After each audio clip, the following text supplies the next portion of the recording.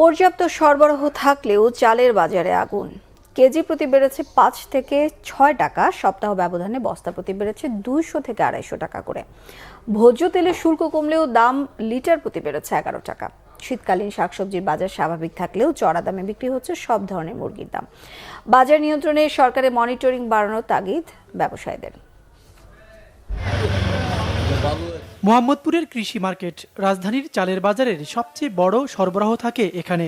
সরবরাহ স্বাভাবিক থাকলেও হঠাৎ করে উত্তপ্ত চালের বাজার। মিনিকেট চালে কেজি প্রতি বেড়েছে ৬ টাকা, আর স্বর্ণা, গুটি, ২৮ জাতের দাম বেড়েছে ৩ থেকে ৪ টাকা। চালের দাম বাড়ার কোনো যৌক্তিকতা নেই দাবি করে ব্যবসায়ীরা বলছেন, সিন্ডিকেটের কারণেই বাজারের ঊর্ধ্বগতি। সরকারের মনিটরিং বাড়ানোর তাগিদ তাদের। আপনার মিনিকেটের দামটা একটু আনরিচেবল, মিনিকেটের দামটা রেগুলারই বাড়ছে, ডে বাই ডে বাড়ছে। এখন অলমোস্ট ধরেন 200 টাকা বেড়ে গেছে বস্তা প্রতি। চালের এই বাজারটা আসলে আমাদের কাছে যৌক্তিক না, এই বৃদ্ধিটা। আমরা যেটা আশা করছি যে এখন হলো সিজনের শুরু, অগ্রহায়ণের যে সিজন, একটা ভালো মৌসুম এটা। এই মৌসুমে বৈশাখের পরের মৌসুমে আমরা এটাকে ধরি, এই সময় বাজারটা আরও কমবে, সেই জায়গায় উল্টো হয়ে যাচ্ছে। তো এটা আসলে সরকারি পর্যায়ে সঠিকভাবে মনিটরিং করার দরকার, মেল পর্যায়ে। অস্থিরতা তেলের দামেও। সপ্তাহ ব্যবধানে ভোজ্য তেল কেজি প্রতি বেড়েছে ১০ থেকে ১১ টাকা। ৫ লিটার বোতলে ৩২ টাকা বেড়েছে। বড় ব্র্যান্ডগুলোর মধ্যে দু একটি ছাড়া অন্যদের তেলের সরবরাহ নেই বাজারে।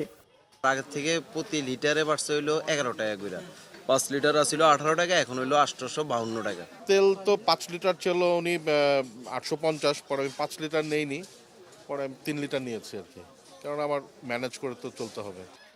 ছুটির দিনে মৌসুমী শাকসবজির ভরপুর সরবরাহ, দামও নাগালের মধ্যে। কিন্তু পরিবারের সহজলভ্য আমিষের চাহিদা পূরণে মুরগির দাম বেশ বেড়েছে।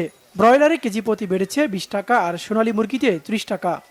ব্রয়লার বাড়ছে ২০ টাকা, সোনালি বাড়ছে কেজিতে, ক্লাসিক বাড়ছে ২০ টাকা, অরিজিনাল সোনালিটা বাড়ছে ৩৫ টাকা কেজিতে বেশি। তবে কমেছে ডিমের দাম, ৫ টাকা কমে ডজন প্রতি বিক্রি হচ্ছে ১৩০ থেকে ৩৫ টাকায়। ওবায়দুল্লাহ মামুন, বাংলা ভিশন, ঢাকা।